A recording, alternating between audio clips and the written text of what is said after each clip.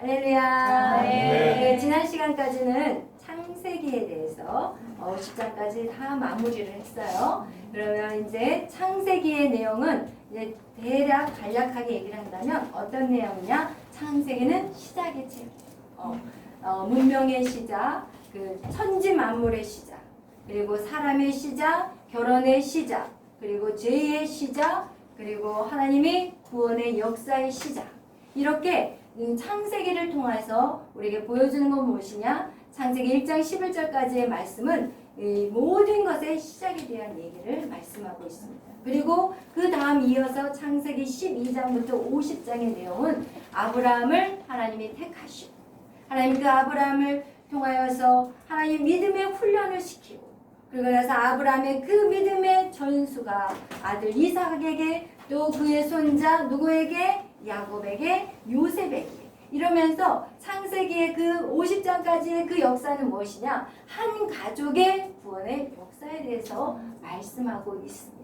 그 다음에 이제 오늘 우리가 들어가는 이 출애굽기 1장의 말씀은 출애굽기라는 이 내용은 무엇이냐? 출애굽기의 전체적인 개요를 우리가 본다면 이 출애굽기는 한 민족의 애굽을 탈출하는 한 민족의 구원의 역사를 말하고 있는 것이 바로 오늘 출애굽기의 내용이라는 것입니다.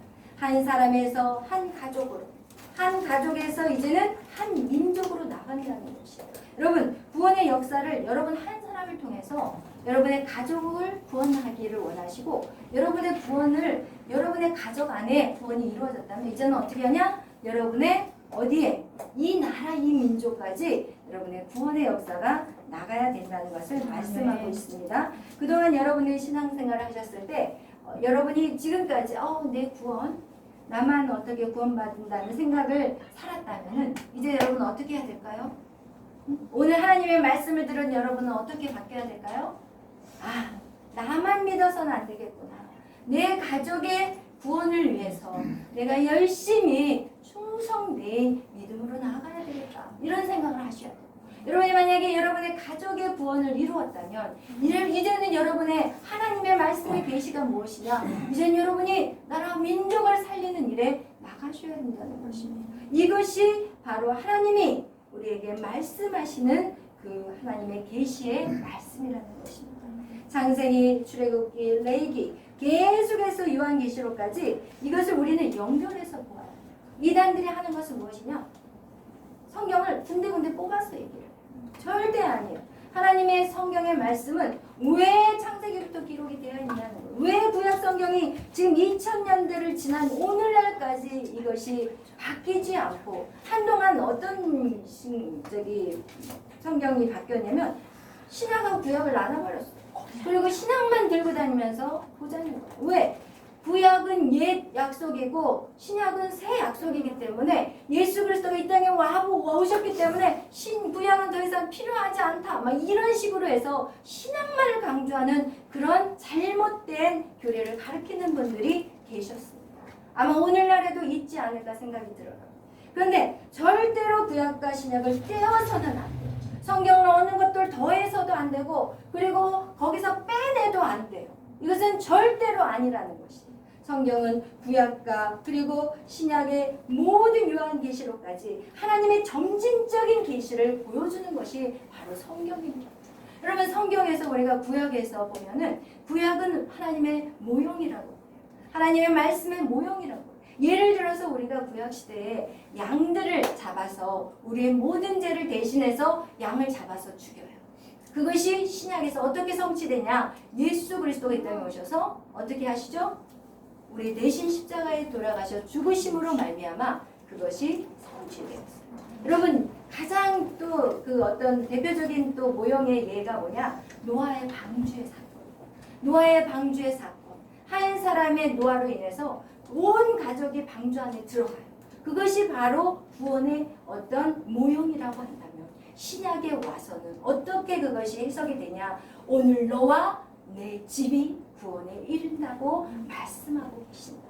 그래서 이 구약이라는 것은 정말 하나님의 말씀의 그림자라면 신약은 그것을 성취되어 나온 역사를 보게 되고 하나님이 구약에 약속한 것을 신약에 이루어진 것을 우리가 역사적인 사실을 그대로 다 우리의 눈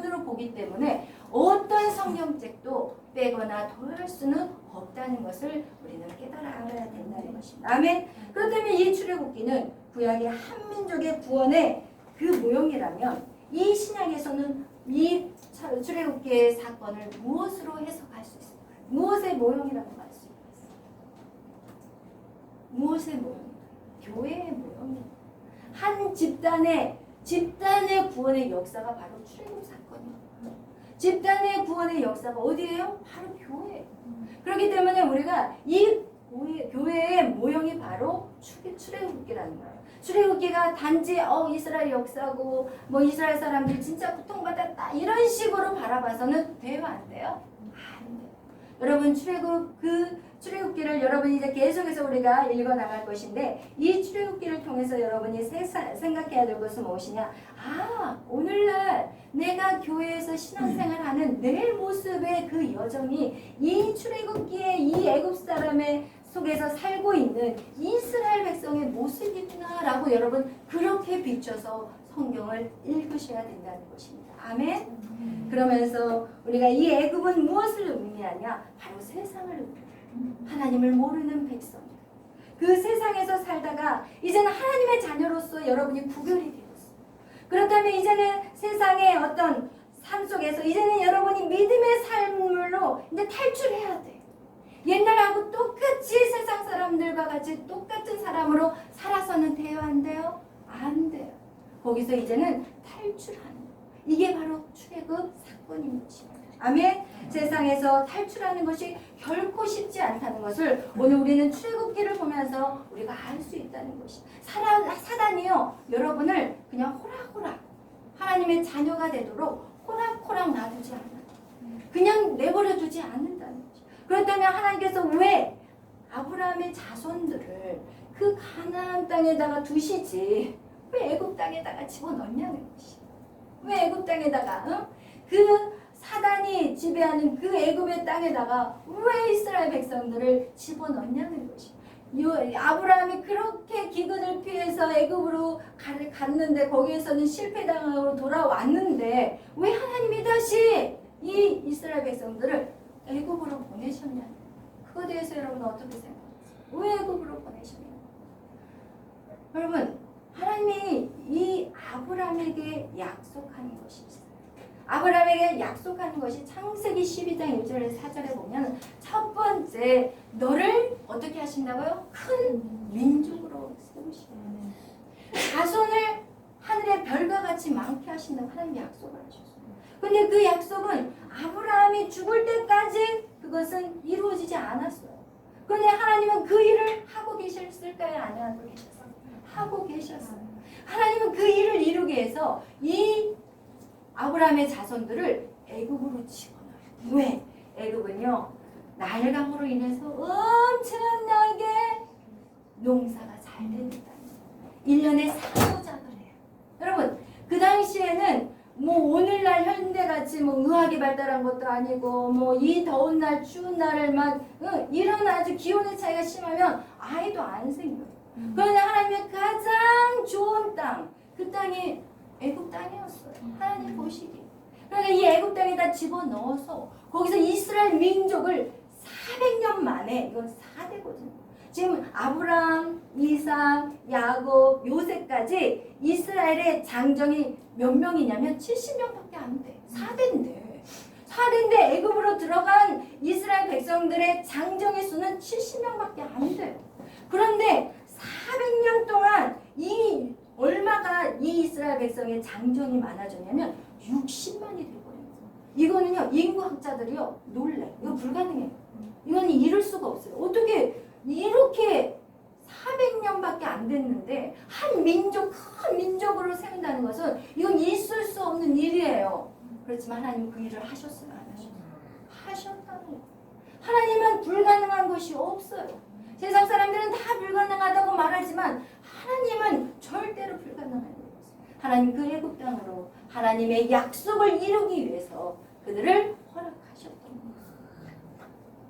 그래서 이 출애굽의 하나님의 약속의 약속을 이루기 위해서 이제 출애굽기에 그렇게 하나님이 애굽 사람 가운데 이스라엘 백성을 집어넣었습니다.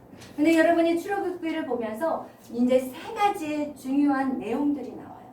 그것은 무엇이냐? 첫째, 한 민족의 구원의 역사를 보게 돼요.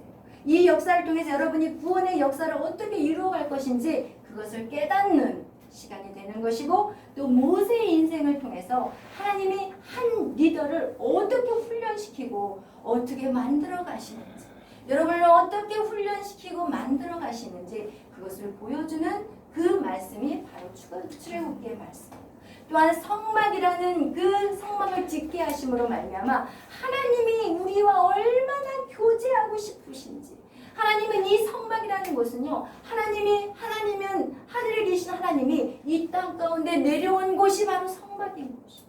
하나님이 여러분에게 정말 만나고 싶어요.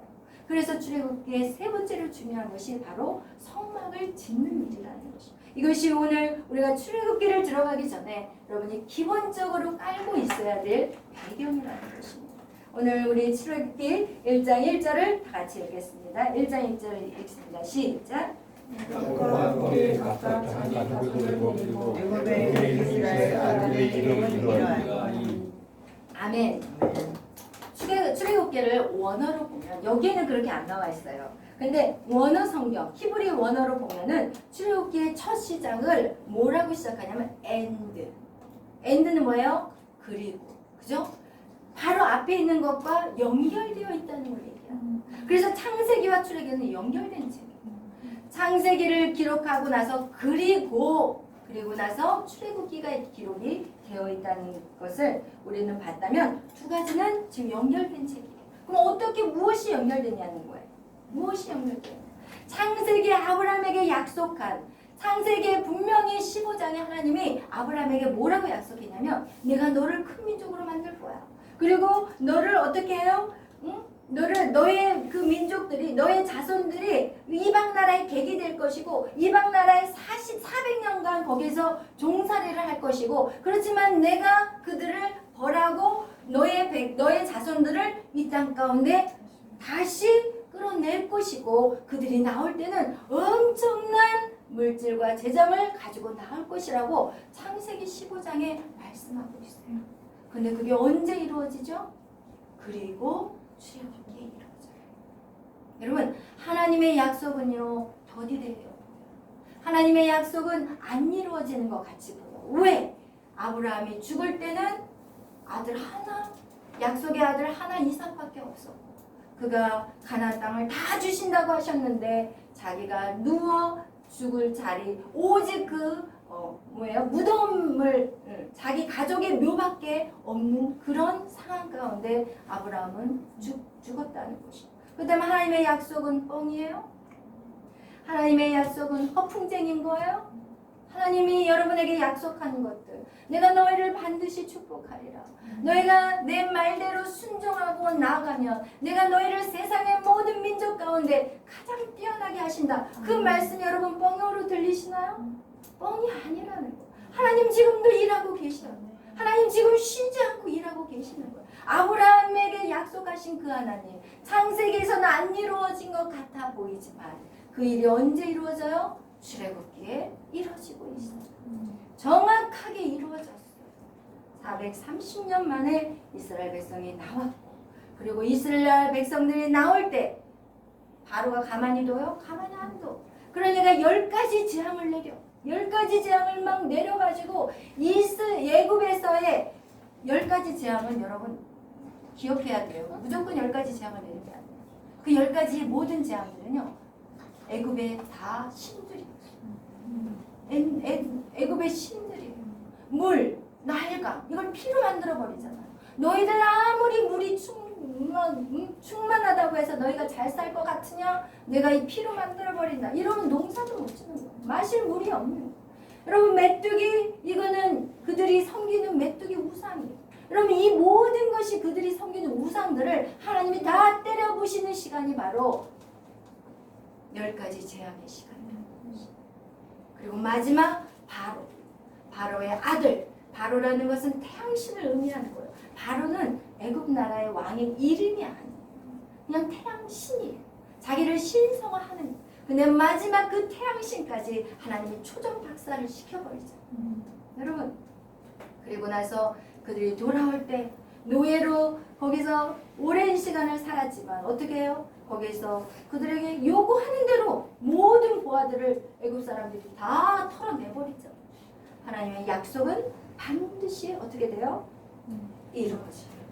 하나님의 말씀은 뻥같이 느껴지지만 하나님의 말씀은 어떻게 한다고요? 반드시 이루어진다는 것입니다. 우리 한번 출애굽기 1장 7절 말씀 읽어보겠어요. 출애굽기 1장 7절 시작. 이스라엘 자손은 과거보다 번성하고 강하여 옥방만 가득하게 되었다. 아멘. 보세요. 하나님이 약속하신 대로 내 민족을 번성케 하신다는 약속이 오늘 출애굽기 1장 7절에 이루어졌어요? 안 이루어졌어요? 이루어진 거예요, 여러분. 그러니까 이스라엘을 본 애굽의 새 왕이 어떨까요? 새로 등극한 왕, 요셉을 모르는 왕이 딱 이스라엘 백성을 보고 어떤 반응을 보여요? 우리 출애굽기 1장 9절에서 10절 읽겠습니다. 시작. 그가 그 백성에게 이르되 이 백성 이스라엘 자손이 우리보다 많고 강하도다. 자, 우리가 그들에게 대하여 지혜롭게 하자. 두렵건대 그들이 더 많게 되면 전쟁이 일어날 때에 우리 대적과 합하여 우리와 싸우고 이 땅에서 나갈까 하노라 하고. 아멘. 하나님은 반드시 그 약속을 이루시고, 그리고 하나님이 약속한 이 모든 것은 하나도 빠짐없이 다 이루어지는데 단지 하나님의 때와 우리의 때가 다르다는 것입니다. 아멘. 하나님의 때와 우리의 때가 다르다는 것을 말씀하고 있습니다. 그래서 결국 이 창세기 15장의 그 아브라함과 하나님과의 그 약속이 출애굽기의 모든 곳에서 하나님이 그 약속을 이루어 가세요. 그것을 통해서 우리가 깨닫는 것은 무엇이냐? 민수기 23장 18절. 민수기 23장 18절. 하나님은 사람이 아니시니 거짓말을 하지 않으시고 인생이 아니시니 후회가 없으시리라. 어찌 그 말씀하신 바를 행하지 않으시며 하신 말씀을 실행하지 않으시랴 라고 말씀을 기록하고 있습니다. 하나님의 약속은 반드시 지켜진다는 것을 여러분 꼭 기억하시기를 축복합니다. 그렇다면 하나님의 약속은 안 이루어진 것 같지만 하나님의 때에 반드시 이루어지는데, 그러면 이 하나님의 약속이 이루어지기 시작하자 이제 어떤 반응들이 나타나는지 오늘 성경을 찾아보겠어요. 오늘 성경에 보니까 아까 우리가 읽었던 것 같이 하나님의 약속대로 하나님의 백성이 수가 많아지고 온 땅에 어떻게 해요? 가득해지니까 이제 애굽 나라에 공격이 들어온다는 것이에요. 여러분, 그동안 요셉이 애굽 나라에 공을 많이 세웠기 때문에 이 애굽 나라에서의 이스라엘 백성들의 삶은 진짜 편안했어요. 그죠? 그냥 누리고 그냥 먹고 살기에 전혀 부족함이 없었어요. 그냥 뭐 얼마나 아름답고 좋은 땅에서 마음껏 누리고 이렇게 살고 있었어요. 그런데 이 하나님의 이 역사가 어떻게 되나요? 어떻게 되나요? 그 가운데 이제 핍박이 오기 시작했다는 것이에요. 여러분, 왜 하나님이 핍박을 하셨을까요? 왜 고난이라는 것을 허락하셨을까요? 이스라엘에게 그것을 그대로 놔두면 그들은 그 땅에서 나올까요? 안 나올까요? 안 나와요. 그 땅이 너무 좋아요. 그 땅에 세상이 너무 좋아요. 여러분, 세상이 너무 좋았다면 여러분이 이 자리에 앉아 있었을까요? 아니라는 것이에요.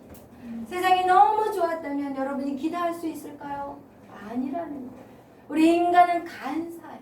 우리 인간은 고난이 오거나 문제가 오지 않으면 우리는 기도하지 않아요. 이것은 저 역시도 마찬가지라는 거예요. 우리가 고난이 우리에게 유익한 것이 바로 기도할 자리에 나올 수 있다는 것입니다. 하나님의 뜻은 이스라엘 백성들이 애굽 땅에 머물러 있는 것입니다. 하나님의 뜻은 무엇이냐? 이스라엘 백성들을 그 애굽 땅에서는 무엇을 만들기를 원해요? 한 민족을 세우기를. 그리고 이 민족을 세워서 이 민족을 다시 가나안 땅으로 이끌어가는 것이 목적이고, 그 가나안 땅에서 무엇을 하기를 바랄까요? 무엇을? 예배하고 예배하기를. 제사장의 나라가 되기를 원해요. 여러분 예배에서 멈춰서도 안 돼요. 예배에서 더 나아가는 것이 무엇이냐? 제사장의 나라가 되는 것이에요. 제사장의 나라는 무엇이에요? 제사장은 뭐 하는 일을 하세요? 하나는 사람과 하나님을 연결해 주는 거예요.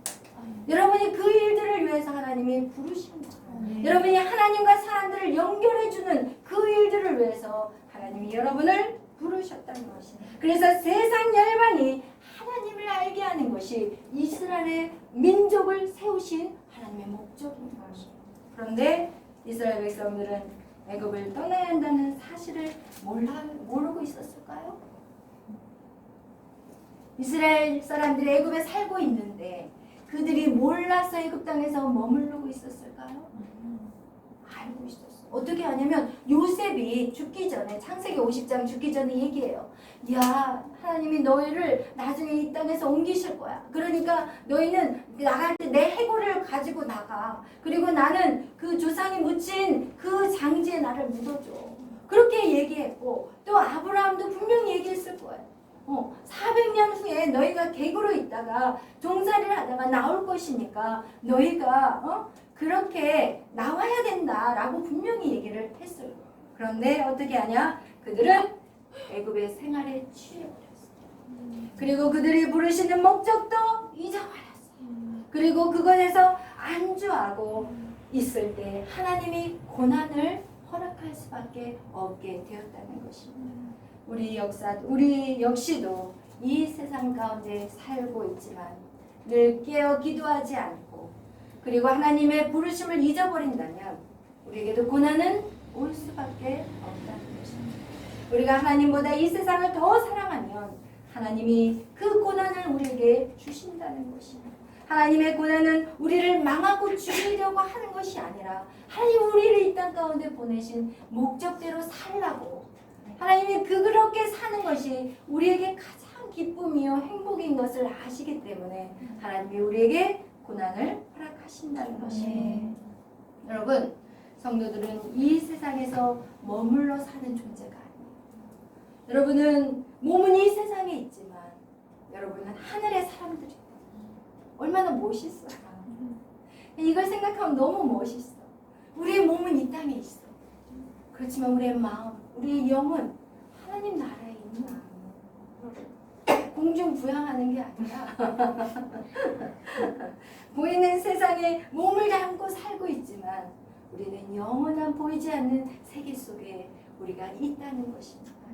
고린도후서 4장 18절은 이렇게 말씀하고 있어요. 우리가 주목하는 것은 보이는 것이 아니요 보이지 않는 것이니 보이는 것은 잠깐이요 보이지 않는 것은 영원함이라. 아멘. 아멘. 할렐루야. 인간은 그렇게 문제를 가져야만이 기도하고 또 기도하고 또 기도하고 아직도 기도하지 않은 것은 좀 살만해.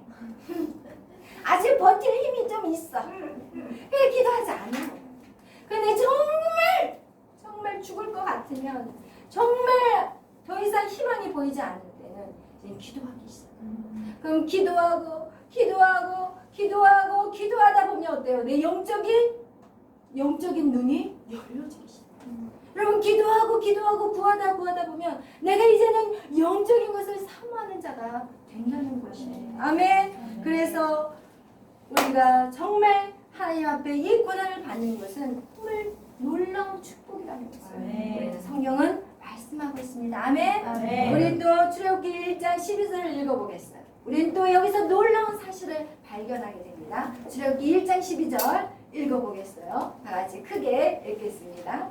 그러나 들어가서 벗어나가니 애굽 사람이 이스라엘 자손으로 말미암아 근심하여. 아멘.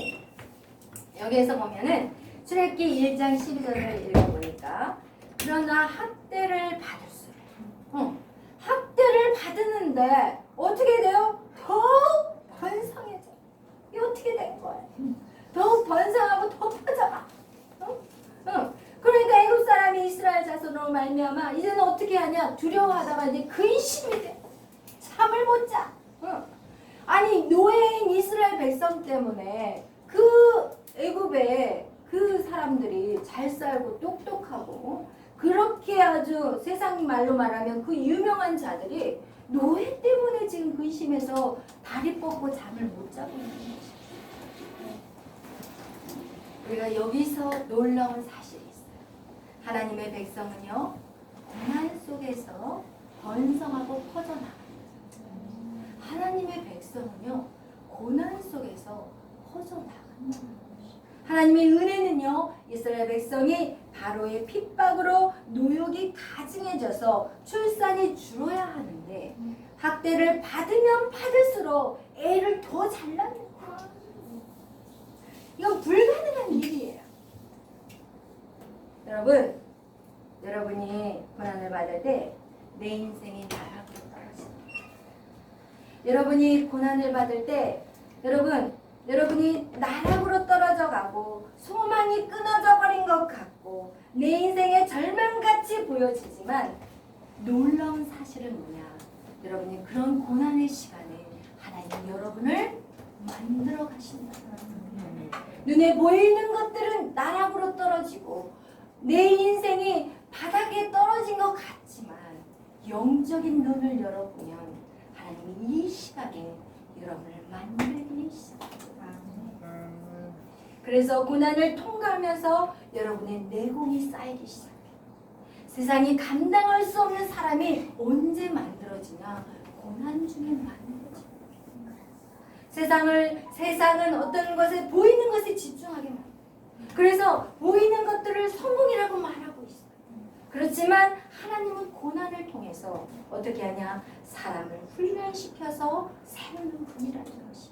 그들이 바로 누구였어요? 요셉이었어요. 그들이 모세였어요. 그들이 누구예요? 다니엘이에요. 그들이 누구예요? 다윗 왕이었다니까요. 여러분, 이 세상에서 엄청난 영향력을 끼친 자들이 다 고난 속에서 만들어진 자들이에요.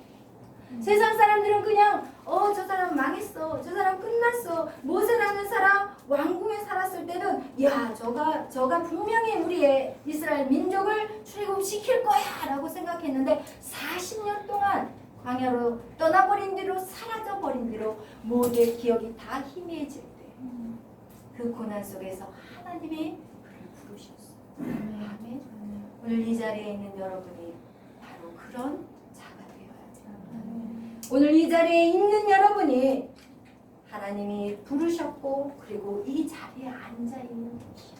그런데 이 자리에 앉아 있는 여러분 결단하셔야 돼요. 결단하셔야 돼요. 요셉과 같이 결단하셔야 돼요. 다니엘과 같이 결단하셔야 돼요. 세상의 것들을 끊어버려야 돼요. 여러분 결단하지 않는 자는 절대로 하나님이 이렇게 영향력 있는 사람으로 키울 수 없다니까요. 여러분이 하나님의 말씀으로 내가 이제 세워지리라. 내가 하나님의 말씀대로 순종하리라. 내가 이 하나님의 은혜의 자리에 내가 죽으면 죽으리라 하고 버티리라. 이런 자가 보이지 않는 세계에 사는 자들이에요. 세상은 말해요. 야, 너 공부해야 돼. 너 합격해야 돼. 너 번성해야 돼. 이스라엘 백성에게 더욱 번성해 가니까 애굽 사람들이 그들을 보고 두려워하고 근심하면서 또 그들이 한 것이 무엇이냐면 우리 출애굽기 1장 15절에서 16절 말씀을 보겠어요. 출애굽기 1장 15절에서 16절 다 같이 읽겠습니다. 시작. 애굽 왕이 소리의 손과 시원한 사람에게 말하되 너희들이 우리가 위하여 백성을 보게 그 자리를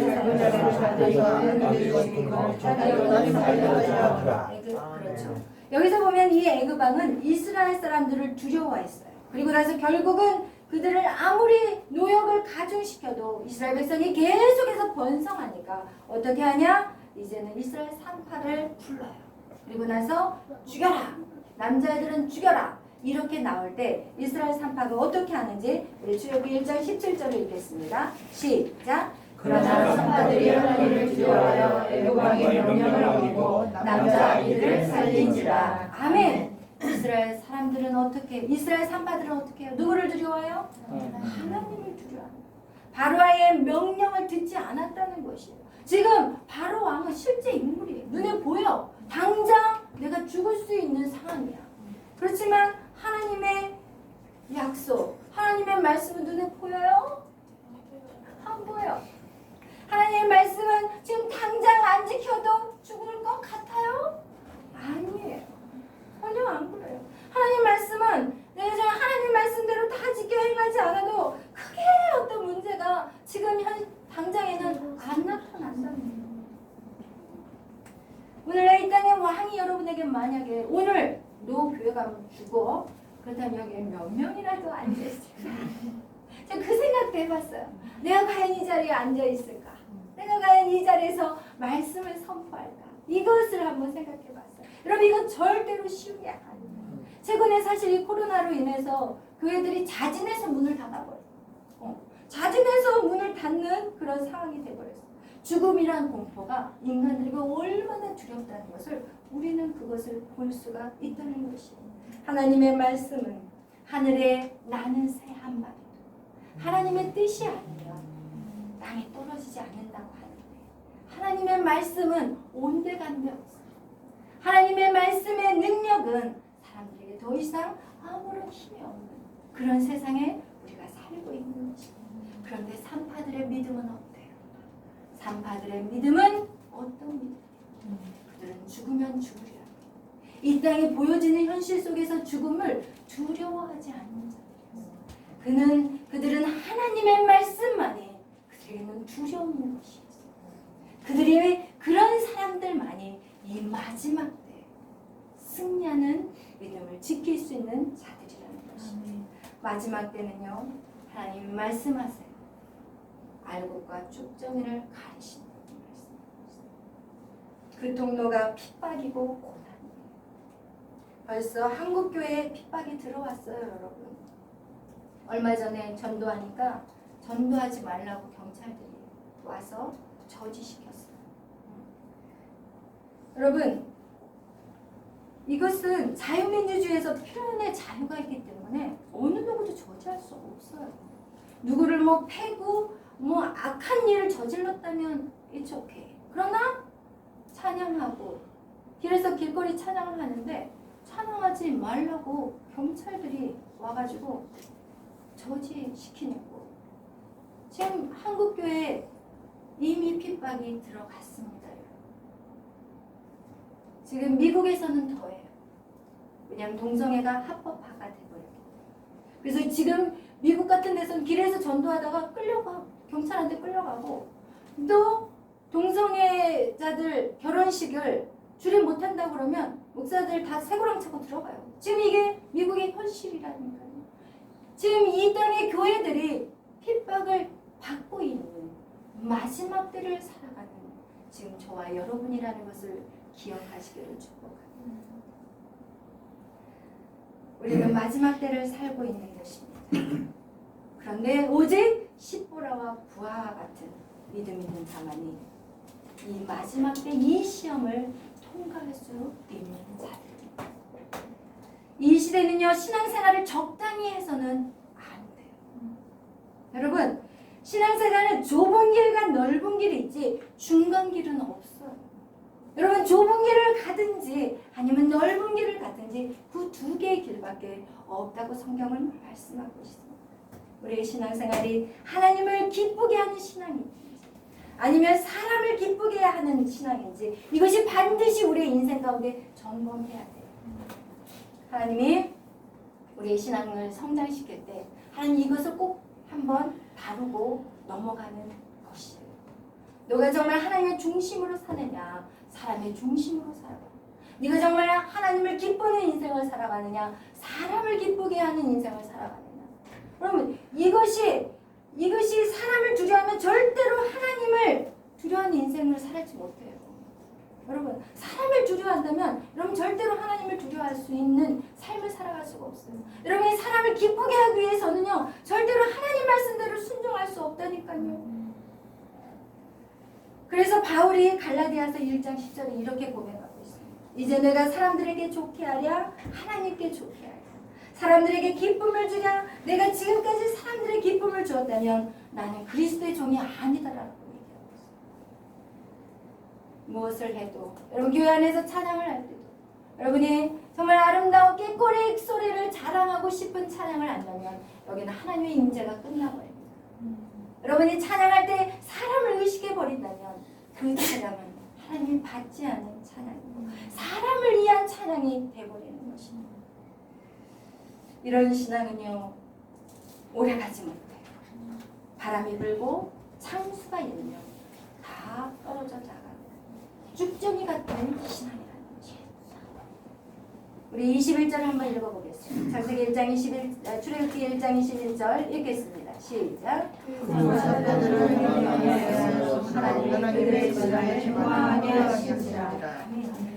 하나님의 뜻을 지키기 위해서 목숨 걸고 지키는 자 하나님 절대로 잊지 않으신다.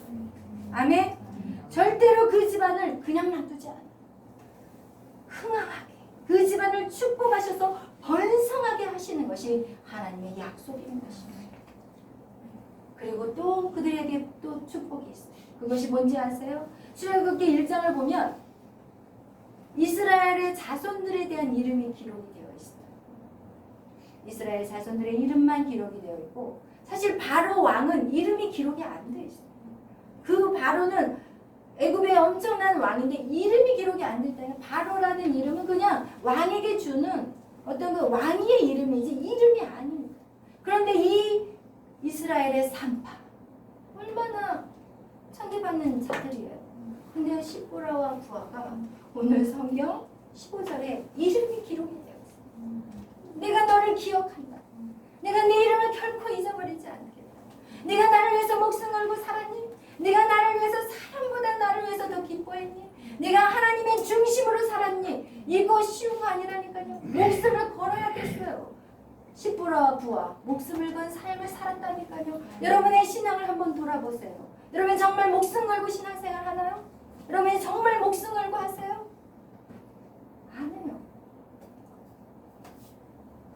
오늘 성경은 우리에게 말씀하고 있어요. 성경의 많은 부분 하나님이 의도적으로 이름을 말하지 않는 자들이 나와요. 그것이 언제 나오냐?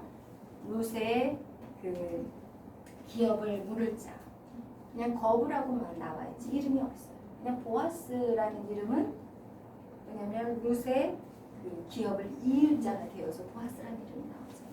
그리고 성경에 보면은 아주 부자 청년이 나와요. 근데 부자 청년이라고만 나와있지 그가 뭐 자기는요 하나님의 말씀을 다 지켜 행했어요. 하나님 내가 더 지킬 게 있어요 라고 자기를 의를 자랑하고 있을 때 성경은 부자 청년이라고만 말하지 그 이름이 나와있지 않아요. 그러나 무식한 베드로 아무것도 배우지 못한 베드로 그의 이름은 정확하게 베드로라고 기록이 되어 있다는 것입니다. 하나님은 여러분을 기억하세요. 하나님이 여러분이 어떻게 사는 거 다 알고 계십니다. 그래요. 오늘 본문에서 이스라엘 백성도 고난을 당했어요. 그리고 시보라와 부하도 고난을 당했어요. 똑같이 고난을 당했어요. 근데 이스라엘 민족이 고난을 당한 것은 그들이 깨어있지 않고 현실에 만족하고 이 세상이 좋아서 민화노하고 살고 있기 때문에 받은 고난이라면 부하와 시보라의 고난은 달랐어요. 그들은 하나님의 말씀을 지키기 위해서 목숨을 건 고난이었어요. 여러분 우리가 이 인생을 살아가면서 여러분이 받는 고난이 두 가지 고난이에요. 두 가지 고난밖에 없다는 거예요. 여러분이 그 두 가지 고난에서 어떤 고난을 당하고 있는지 여러분 그걸 분별할 수 있어야 돼요. 아멘? 네. 그래야만이 하나님이 여러분에게 복을 주실 수 있다는 것이고 하나님이 여러분의 믿음을 지금 저울질하고 계세요. 하나님은 저울질하고 계신다고 성경에 말씀하고 있어요. 그 저울질에서 통과한 자들이 바로 하나님의 위대한 일들을 감당한 자들이었다는 것입니다. 여러분이 만약 지금 여러분의 삶에 고난이 없이 평탄하다면 이것은 제대로 신앙생활하는 거 아닙니다. 여러분이 시보라 부하와 같은 그 고난의 그런 삶이라면 여러분이 지금 너무나도 평탄하게 여러분이 지금 신앙생활을 한다는 것은 이것은 절대로 제대로 된 신앙생활이 아닙니다. 우리가 이 땅에서 하나님 말씀대로 산다는 것은 반드시 고난이 따라요. 왜냐면 세상의 방법과 하나님의 방법이 달라요. 세상의 방법과 하나님의 방법, 하나님의 길과 세상의 길이 달라요. 근데 이 두 길 중에서 우리가 하나님의 길을 선택할 때는 우리 안에 갈등이 생겨요. 우리 안에 갈등이 생긴다는 거예요. 그런데 대부분의 크리스찬들은요, 이 갈등에서 하나님 말씀보다 세상의 방법으로 추구해버려요. 왜? 당장 두려움이 없기 때문에. 그죠? 당장 두려움이 엄습해오지 않기 때문에. 그렇지만 세상의 방법을 쫓아가지 않으면 당장 두렵고 하나님 말씀을 지키지 않아도 지금 당장 특별하게 달라지지 않기 때문에 우리는 세상의 방법으로 자꾸 걸어가는 것이라는 것입니다. 그러나 그 결과는 엄청난 차이가 있어요. 오늘 여러분이 성경을 읽으셨죠? 그 결과가 지금 당장은 나타나지 않지만 바로왕 그가 어때요? 사람을 두려워했어요. 그는 사람을 본 자였어요. 하나님을 본 자가 아니라 바로는 사람을 보았어요. 그리고 나서 어떻게 해요? 지혜를 짜내자. 그의 지혜는요 미련한 지혜였어요. 그렇지만 그의 지혜 어떻게 하냐? 마지막은 그는 자기의 집안 장자를 죽이는 그런 아픔을 경험하는 인생을 살아가는 그것이 그의 결과입니다. 그런데 시보라와 두아는 어때요? 하나님을 두려워했어요. 보이지 않는 하나님. 지금 당장은 어떤 결과가 보이지 않아.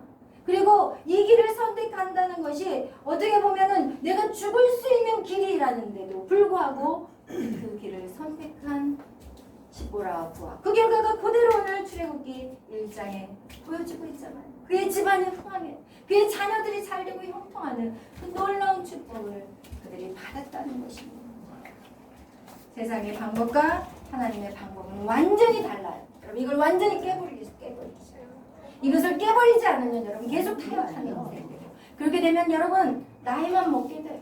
나이만 먹고 세상 사람하고 똑같이 살다가 인생 끝나버리는 거예요. 한 번도 주의 영광의 그 능력을 사용하지 못하고 인생 끝나버리는 인생이 된다는 것입니다. 세상의 방법을 보이는 성적, 학교, 물질, 명예 그리고 학위에 집중하지만 그래서 내가 주인된 인생을 살게 하지만 하나님의 방법은 보이지 않는 영원한 것에 집중하게 합니다. 하나님의 말씀은 영원해요. 하나님의 말씀은 영원하다는 것입니다. 오직 하나님의 말씀만 영원하고 완전하다는 것입니다. 진정으로 하나님의 뜻에 합당한 삶을 살기를 원한다면 여러분 2마리의 토끼를 잡지 마세요. 아멘. 한 마리를 놔버리세요. 완전히 놔버리세요.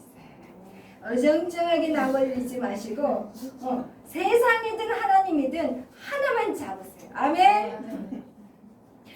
한 마리의 토끼를 내려놓아야 하는데 무엇을 내려놓을까? 오늘 그 결과가 출애굽기 1장에 정확하게 나와 있어요. 무엇을 망설이시나요?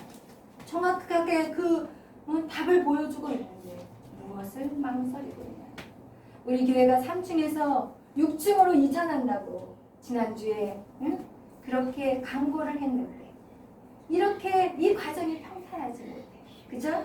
이 시간은 하나님 우리의 믿음을 달아보는 시간인 거예요. 우리의 인생을 잘못 살아서가 아니라 하나님이 우리의 믿음을 달아보는 시간이에요. 우리의 인생의 어느 것 하나도 하나님의 뜻이 없다는 것을 기억하세요. 하나님 이 자리에 오늘 이렇게 주일 예배하라고 하신 것도 하나님의 뜻이라는 거예요.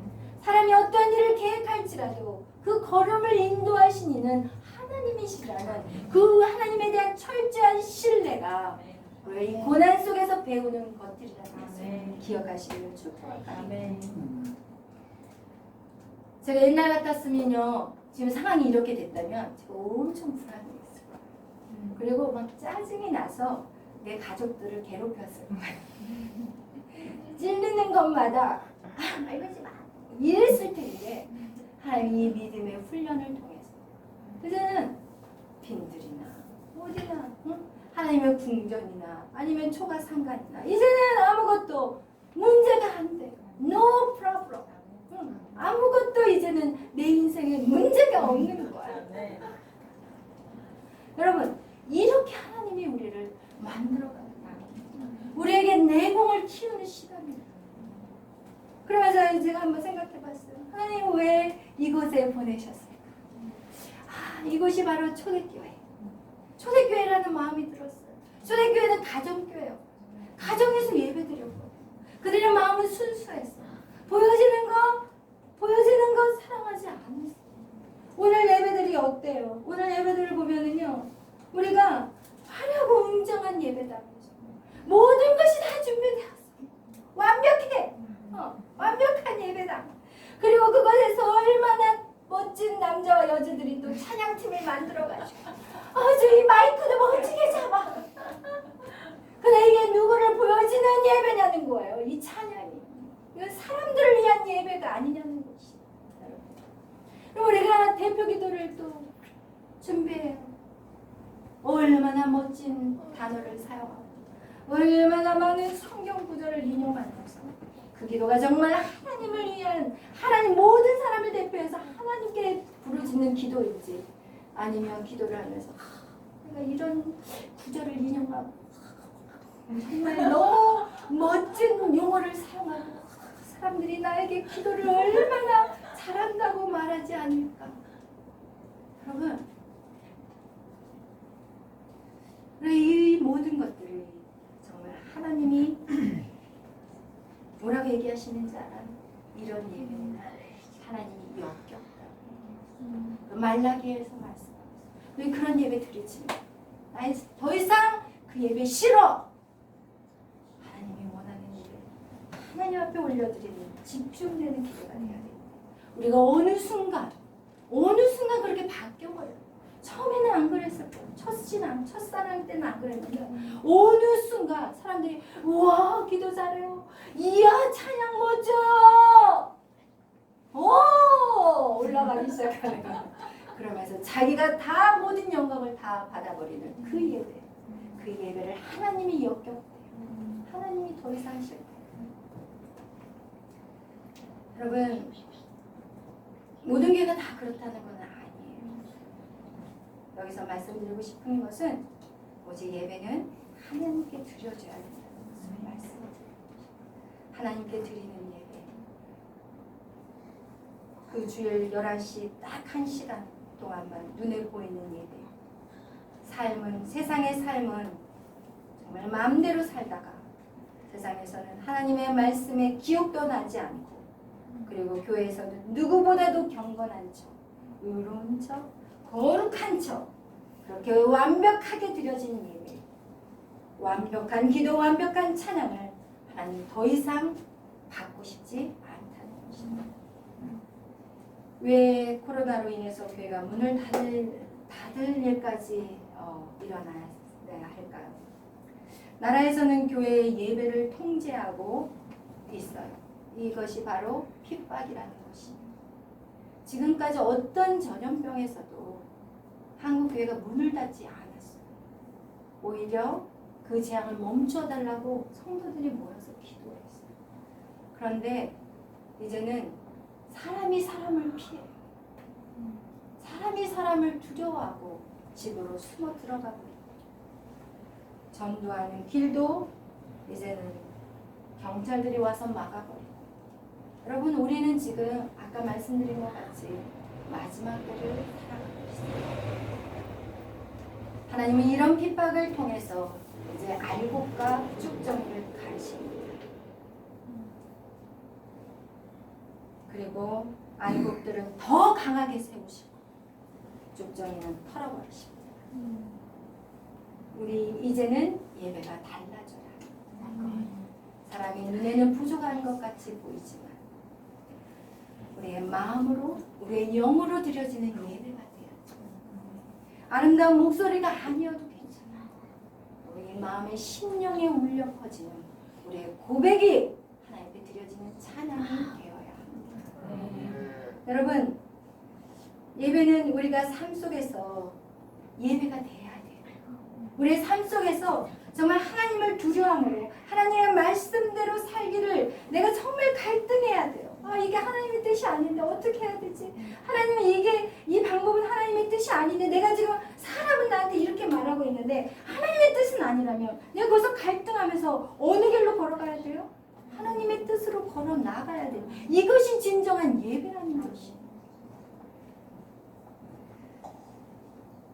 답은 여러분이 정말 하나님의 말씀을 지키며 행할 때 정말 죽으면 죽으리라 어떤 죽음을 불사하는 그런 마음으로 죽음의 사선을 넘어가는 자는요 이젠 더 이상 어떤 죽음도 두렵지 않아요. 아멘. 여러분이 어떠한 나락에 떨어져도 이젠 더 이상 두렵지 않습니다. 아멘.